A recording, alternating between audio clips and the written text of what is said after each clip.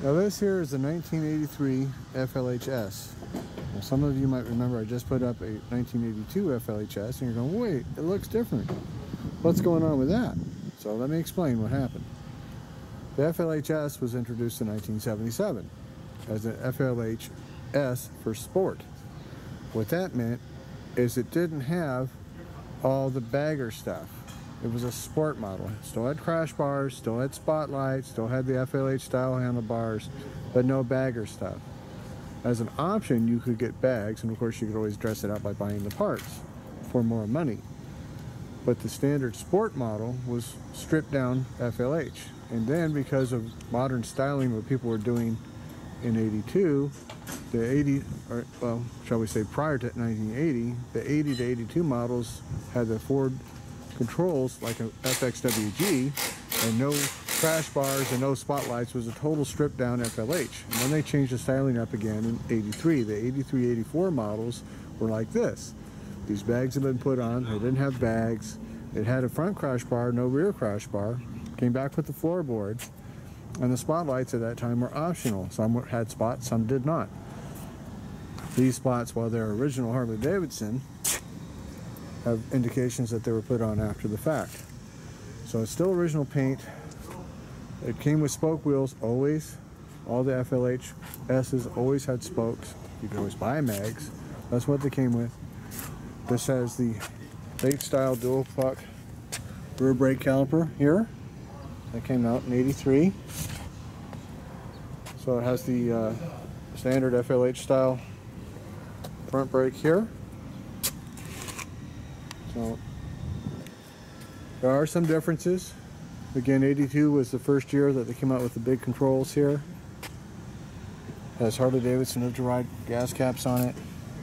It's got a little bit of dings here and there, but it's still a nice original paint bike. It runs really well. We're going to fire it up here in a minute. And of course the later ones were all rear belt drive.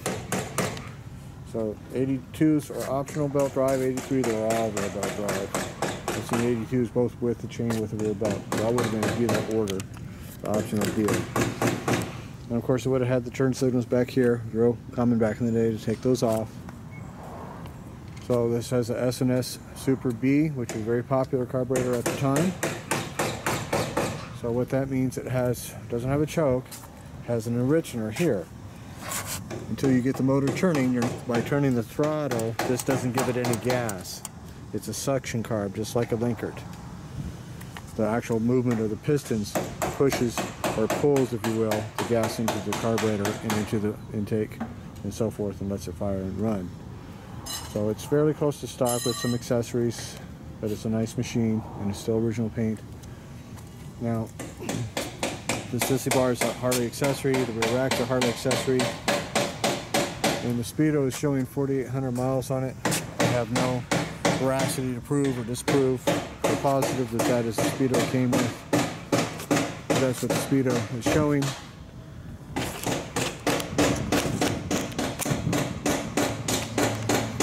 So we're going to fire it up and go up and down the block.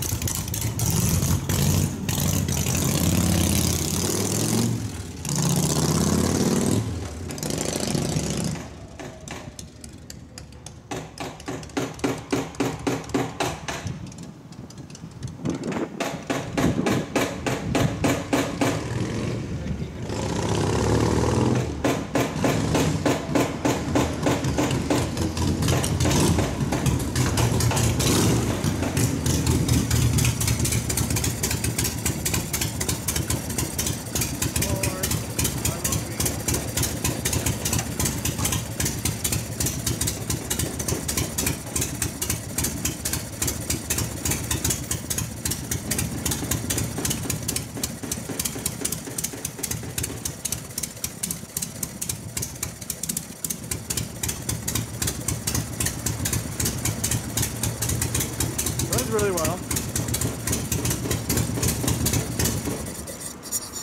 Runs like it's got 4,800 miles on it. Very good running machine. So there it is. It is for sale. It is what it is in all its splendor and glory. And we'll see you guys in the next video.